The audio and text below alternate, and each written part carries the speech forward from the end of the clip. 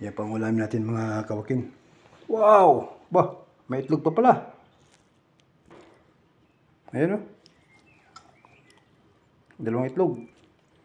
Mag-adobo tayo mga kawakin. Adobong manok. Yan na po mga kawakin na natagdad na po natin. Alam na ang kasunod. Gisa muna tayo ng bawang, sibuyas, saka luya. Sama-sama na po yung mga kawakin.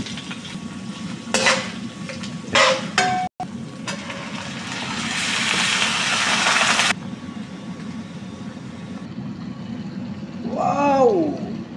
Wow na wow!